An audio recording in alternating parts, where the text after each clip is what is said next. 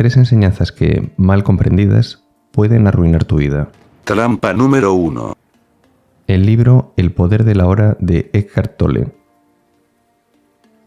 Después de leer este libro puedes llegar a creer que es una tontería pensar en el futuro o en el pasado, ya que solo existe el presente, el único lugar donde puedes estar.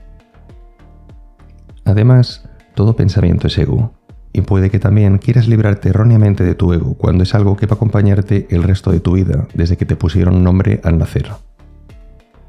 Esas enseñanzas mal comprendidas te pueden llevar a comportarte como una planta, sin juicio alguno. Juzgar es emitir un pensamiento desde el propio ego. Al convertirte en un vegetal, de manera voluntaria, eres fácilmente controlable y es más fácil someterte. Aceptas lo que te venga en el presente y como te venga. No puedes negar el presente. Lo aceptas estoicamente. Por tanto, puedes caer en la trampa de convertirte en un esclavo. Cualquiera puede utilizar esta forma de pensar para que no rechace sus designios o sus órdenes o caprichos. El autor de este libro, al que se hace referencia, te advierte de que resignación no es rendición. Si te comportas de aquel modo, también rechazas una herramienta muy útil que tenemos como humanos, y es la de poder proyectarnos hacia el futuro. ¿No encuentras útil planificar cosas venideras? Hacer planes. Para pensar en el futuro momentáneamente no hace falta quedarse a vivir en él. Puedes utilizar tu herramienta y luego volver al único momento que tienes, que es el presente. Si sabes que la única tienda de comida de tu pueblo va a estar cerrada una semana, puedes utilizar la planificación para saber qué vas a necesitar para comer durante esa semana y adelantarte al presente. Has viajado mentalmente hacia el futuro por unos instantes. Trampa número 2. El libro El secreto de Rhonda Byrne, o como se pronuncie. La famosa ley de la atracción, en la que se basa este libro, puede llegarte a hacer creer que si te quedas pensando mucho tiempo en algo y de manera compulsiva, aquello en lo que piensas vendrá a ti, como por arte de magia.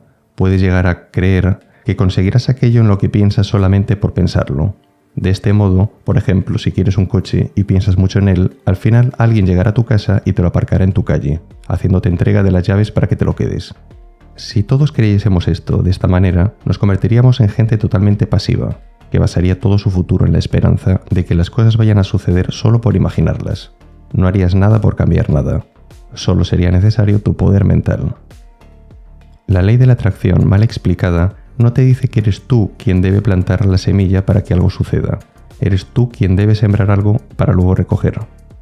Eres quien debe actuar para que el cambio se produzca. Es importante la acción.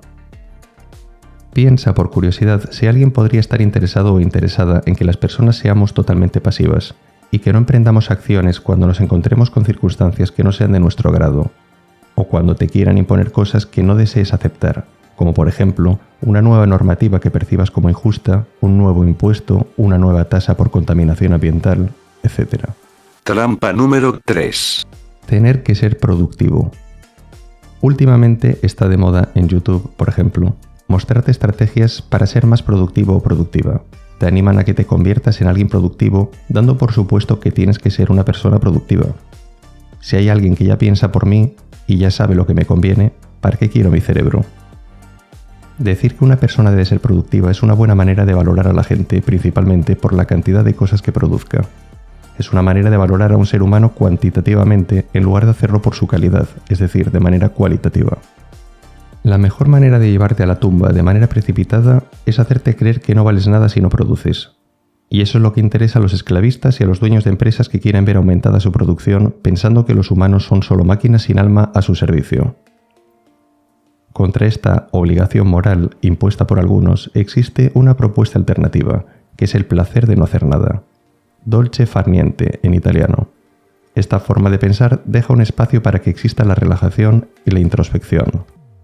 En el antiguo y lejano Oriente podría asimilarse en parte a la expresión pararse y ver. En este punto puedes hacerte una pregunta. ¿Quiero ser una máquina o soy un ser humano?